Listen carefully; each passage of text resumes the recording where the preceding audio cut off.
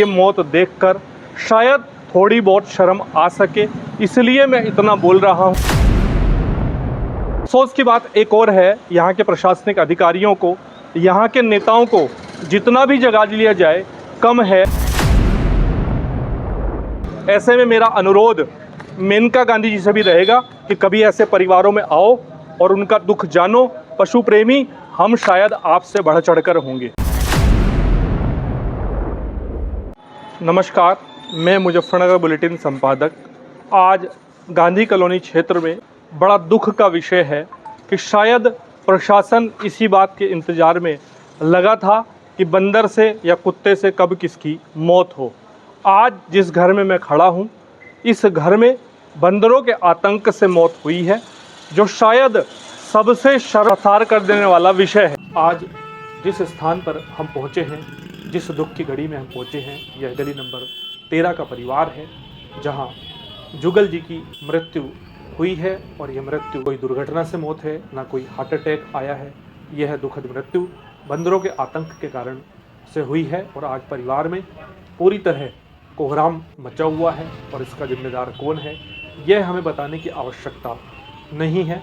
इस शहर में किसी भी बात को कोई सुनने वाला नहीं है, चाहे आपको सड़कों पर कुत्ते काटें या छतों पर महिलाएं, बुजुर्ग या बच्चे जाने से बंदरों के कारण डरते हों।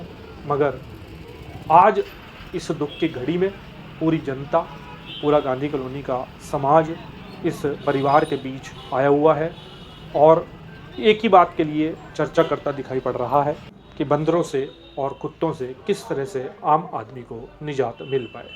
अफसोस की बात एक और है, यहाँ के प्रशासनिक अधिकारियों को, यहाँ के नेताओं को जितना भी जगा लिया जाए कम है। मगर ये मौत देखकर शायद थोड़ी बहुत शर्म आ सके, इसलिए मैं इतना बोल रहा हूँ। अभी मेरे साथ कुछ लोग थे और उन्होंने कहा कि आप बहुत कुछ लिख चुके हो और आपकी कलम में ताकत भी है। मैं इन लोगों को बता देना चाहता हूँ कि ताकत आप लोगों में है। जब तक इस शहर की जनता सड़कों पे नहीं आएगी, न कुत्तों का समाधान होगा, न बंदरों का समाधान होगा। बाकी के समाधान की मैं आज कोई बात नहीं कर रहा हूँ। सड़क की, लाइट की, स्मार्ट मीटर की, शहर में ना जाने कितनी समस्याएं होंगी। नेता वोट बटोरते हैं, घर बैठते हैं, बड़े बड़े मोटी हेडिंगों में हम समाचार छापते हैं, उसके वर्षों बाद भी यहाँ कुछ नहीं होता। हाँ, एक बात की मैं सराहना यहाँ करूँगा, यहाँ नगर पालिका ने एक कदम उठाया था बंदरों को पकड़ने का। 2 दिन बंदर पकड़े भी गए थे। एक माननीय हमारी श्रीमती मेनका गांधी जी का नगर पालिका में फ़ोन आता है, वो धमकाती हैं कि कोई ज़रूरत नहीं है बंदरों को पकड़ने की। ऐसे में मेरा अनुरोध मेनका गांधी जी से भी रहेगा कि कभी ऐसे परिवारों में आओ और उनका दुख जानो। पशु प्रेमी हम शायद आपसे बढ़ चढ़कर होंगे।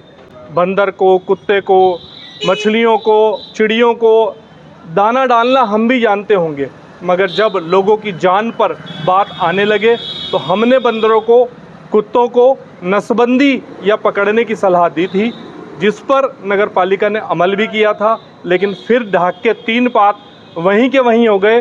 वन विभाग के पाले में गेंद फेंकी गई और वन विभाग आज तक 2 महीने से सोया हुआ है। शायद इसी बात का इंतज़ार जो मैंने शुरू में की थी, कर रहा था कि किसी की मौत हो तब जाकर हम जागे। यहाँ गांधी कॉलोनी के नागरिक मौजूद हैं, मैं उनसे भी जानना चाहता हूँ कि मेरी कुछ बात ठीक है या नहीं है। बिल्कुल ठीक है आप जी दुआ जी।